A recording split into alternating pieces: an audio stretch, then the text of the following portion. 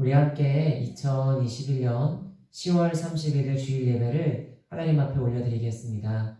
오늘로 이 예배 자리에 함께 나오신 사랑하는 기도원 교회 성도님들을 주님의 이름으로 축복합니다. 이 시간 우리 모두가 사도신경으로 하나된 신앙을 고백하겠습니다. 이 고백을 통해 우리 모두가 하나님의 백성임을 기억하고 서로를 더 사랑하며 한마음으로 주님을 섬기기를 간절히 소망합니다. 함께 사도신경으로 우리의 신앙을 고백합니다. 나는 전능하신 아버지 하나님 천지의 창조주를 믿습니다. 나는 그의 유일하신 아들 우리 주 예수 그리스도를 믿습니다. 그는 성령으로 잉태되어 동정녀 마리아에게서 나시고 본디오 빌라도에게 고난을 받아 십자가에 못 박혀 죽으시고 장사된 지 사흘 만에 죽은 자 가운데서 다시 살아나셨으며 하늘에 오르시어 전능하신 아버지 하나님 우편에 앉아 계시다가 거기로부터 살아있는 자와 죽은 자를 심판하러 오십니다. 나는 성령을 믿으며 거룩한 공교회와 성도의 교제와 죄를 용서받는 것과 몸의 부활과 영생을 믿습니다. 아멘. 우리 다 함께 찬송가 90장 함께 찬양하겠습니다. 90장 주 예수 내가 알기 전 함께 찬양합니다.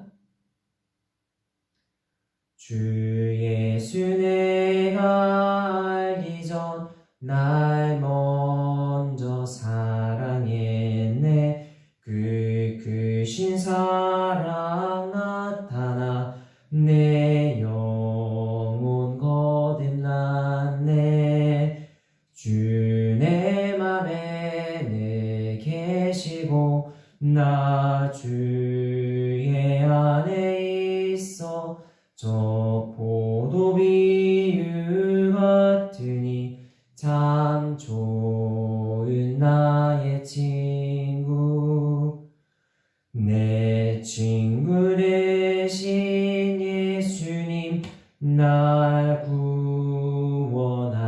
구원하시려고 그 귀한 몸을 버리사 내 죄를 대속했네. 나 주님을 늘 믿으며 그 손을 의지하고 내 몸과 마음을 맞춰서 끝까지 충성하리. 내 진실하신 친구여 그 은혜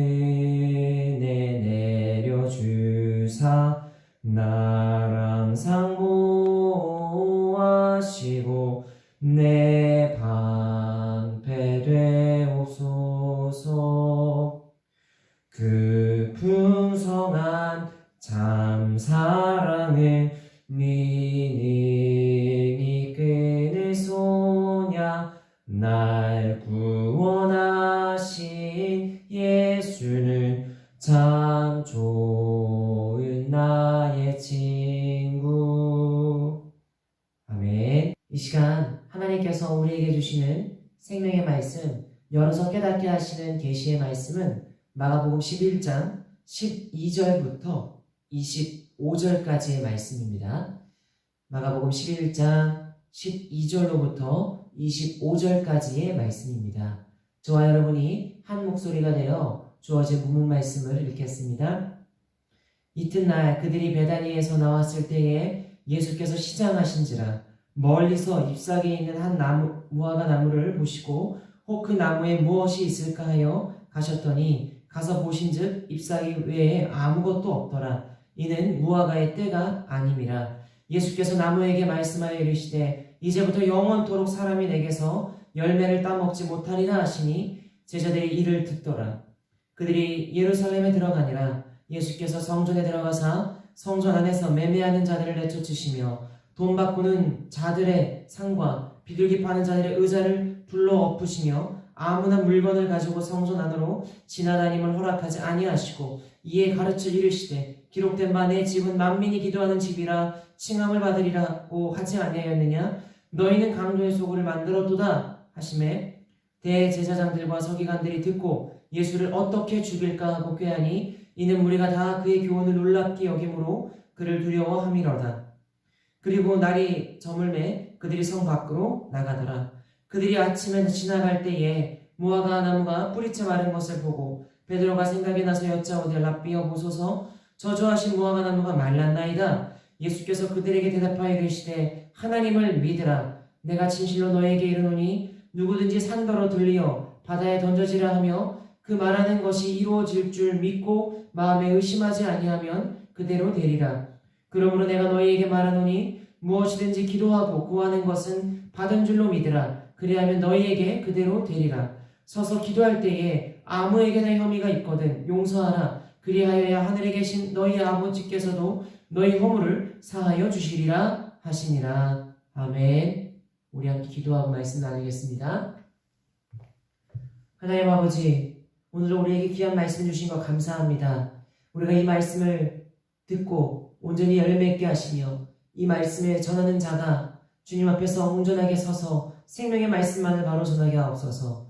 온전히 이 말씀의 시간 주님만 홀로 높임을 받으시고 이 말씀을 통해 우리의 인생이 변화되고 회복되기를 간절히 소망합니다. 이 모든 말씀 예수님의 이름으로 기도합니다. 아멘.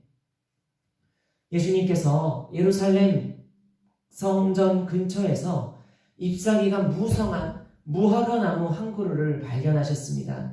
비록 이때가 무화과 나무를 해서 그 열매를 수확하는 시기는 아니었지만 나무에는 본 열매가 맺히기 전에 먼저 나오는 작은 열매들이 주렁주렁 달려 있어야 했습니다. 그러나 예수님께서 발견하신 무화과 나무에는 잎사귀만 무성할 뿐 그 어떤 열매도 맺혀 있지 않았습니다. 이 사실에 크게 실망하신 예수님께서는 열매가 없는 무화과 나무를 향해 앞으로 영원히 사람이 내게서 열매를 먹지 못할 것이라고 말씀하셨습니다. 그리고 다음날 아침 이 무화과 나무는 뿌리채 말라 더 이상 열매를 맺지 못하게 되었습니다. 그런데 예수님께서는 왜 말 못하는 식물에 불과한 이 무화과 나무에게 이처럼 끔찍한 저주를 내리신 것일까요? 우리가 무화과 나무를 저주하신 예수님의 의도를 파악하기 위해서는 함께 읽은 본문의 문학적인 배치 구조를 살펴볼 필요가 있습니다. 마가복음 11장 12절부터 25절 말씀은 예수님께서 무화과 나무를 저주하신 사건이 각각 맨 앞과 맨 뒤에서 예수님께서 성전에서 장사꾼들을 몰아내고 종교 지도자들을 꾸짖으신 사건을 감싸고 있는 샌드위치 구조를 이루고 있습니다. 이와 같은 샌드위치 구조에서 맨 앞과 맨 뒤에 배치되어 있는 내용은 가운데 껴있는 중심 내용과 긴밀하게 연결되어 본문의 중심적인 교훈을 강화해서 보여주는 기능을 합니다. 쉽게 말해 예수님께서 열매 없는 무화과 나무를 저주하신 사건은 부패한 성전이 멸망하게 될 것을 생생하게 보여주는 예수님의 상징적인 행동이었습니다. 이 당시 예루살렘 성전은 예수님께 저주를 받은 무화과 나무처럼 하나님이 원하시는 열매를 맺지 못하고 있었습니다. 하나님께서는 성전과 그곳에서 예배를 드리는 사람들을 통해 사랑과 정의와 평화와 같은 열매를 맺기를 원하셨지만 예루살렘 성전과 이스라엘 백성들이 맺은 열매는 불의와 차별과 폭력과 같은 죽정이들이었습니다. 그리고 유대교의 종교 지도자들은 자신들의 종교적인 권력을 강화하고 경제적인 부를 쌓기 위해 이방인 신자들이 예배를 드리던 성전 마당에 시장을 벌여놓음으로써 만민이 하나님 앞에 나와 예배하며 기도할 수 있는 선교의 길을 가로막고 방해하고 있었습니다. 이 모습을 보고 크게 분노하신 예수님께서는 성전에 있는 온갖 장사꾼들을 내쫓으시며 성전이 강도의 소굴로 변해버린 현실을 강하게 비난하셨습니다. 이때 예수님께서 말씀하신 강도의 소굴이란 표현은 반역자들의 소굴이란 뜻으로 이스라엘 백성들의 불의한 삶과 부패한 성전 제도가 하나님께 반역적인 행위로 여겨졌음을 의미합니다. 결국 불의한 이스라엘 백성들과 부패한 예루살렘 성전은 하나님께 심판을 받고 멸망당하게 될 것입니다. 이를 통해 재확인할 수 있듯이 예수님께서 열매 없는 무화과 나무를 저주하신 사건은 부패한 예루살렘 성전의 멸망을 미리 보여주는 상징적인 행동이었습니다. 한번 이 말씀을 우리의 삶에 적용해 보겠습니다. 사랑하는 성도 여러분, 예수님은 선한 열매를 기대하시는 우리의 구원자이십니다. 오늘날 우리가 함께 나눈 이 말씀의 중심 교훈은 너무나 분명합니다. 삶 속에서 선한 열매를 맺지 못하는 불의한 그리스도인들과 사회의 모범이 되지 못하고 오히려 손가락질을 당하는 교회는 하나님께 심판을 당하고 끝내 멸망하게 될 것입니다. 그런데 과연 이 교훈이 오늘날 불의한 그리스도인들과 부패한 교회에만 해당되는 말씀일까요? 물론 불의한 그리스도인들과 부패한 교회가 하나님의 그 심판대 앞에서 가장 먼저 그리고 더 큰 심판을 당하게 될 것입니다. 그러나 하나님의 심판은 거짓과 불의와 차별과 폭력 등과 같은 악한 열매를 맺는 모든 국가와 민족, 사회와 기업, 가정과 개인 위에 공평하게 임하게 될 것입니다. 그렇다면 이제 우리는 어떻게 살아야 할까요? 예수님께서 예루살렘 성전을 저주하고 나오신 뒤 제자들에게 믿음을 갖고 이 산이 바다 위에 던져지도록 기도하라고 명령하며 말씀하셨습니다.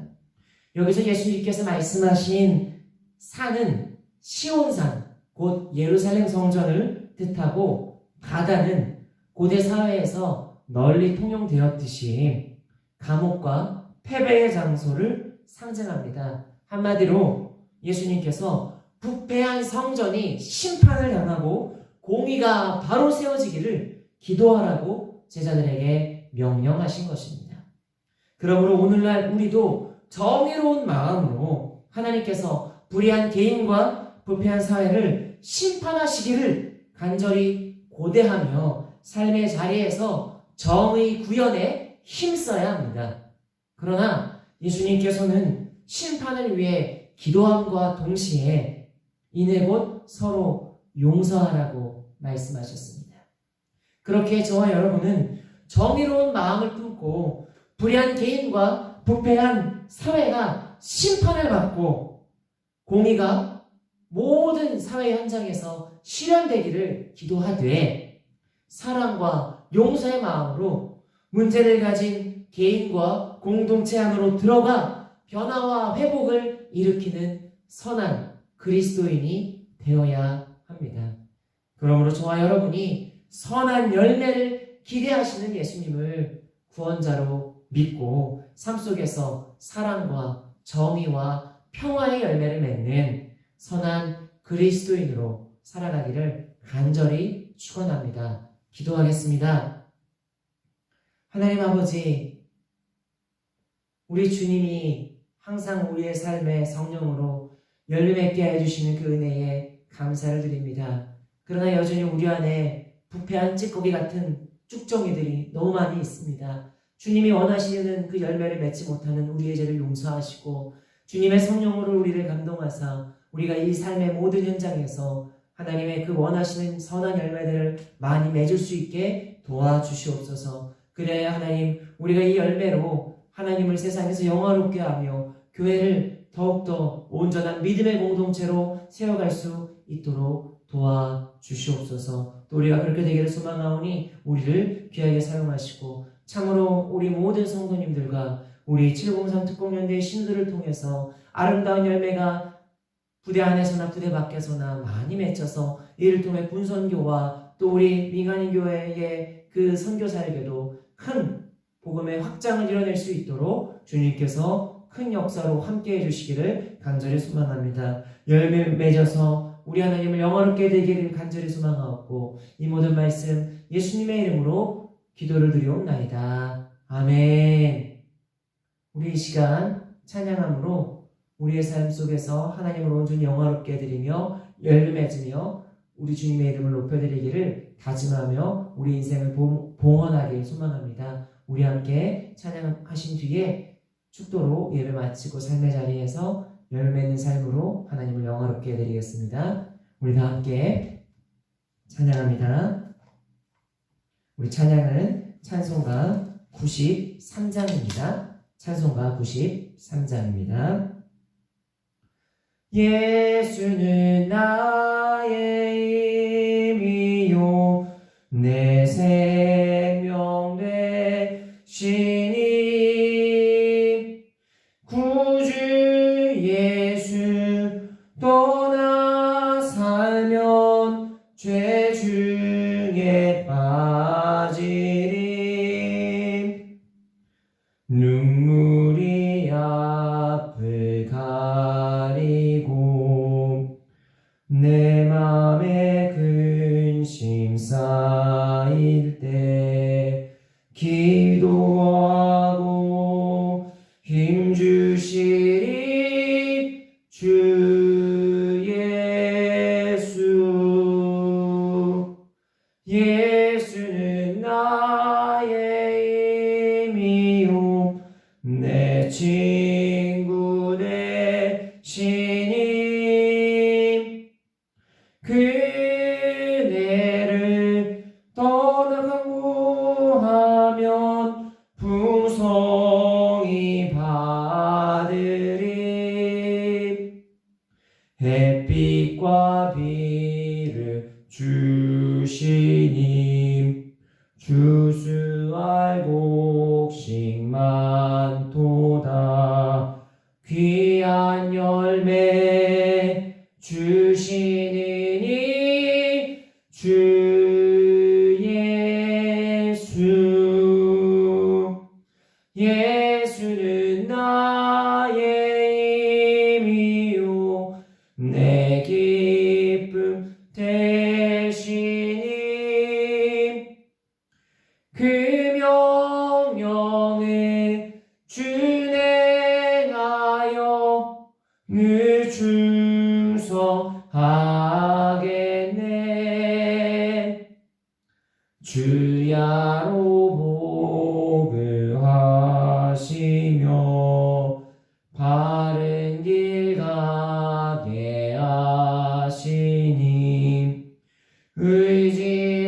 의지하고 따라가리 주 예수. 예수는 나의 힘이요 내 소망 되시니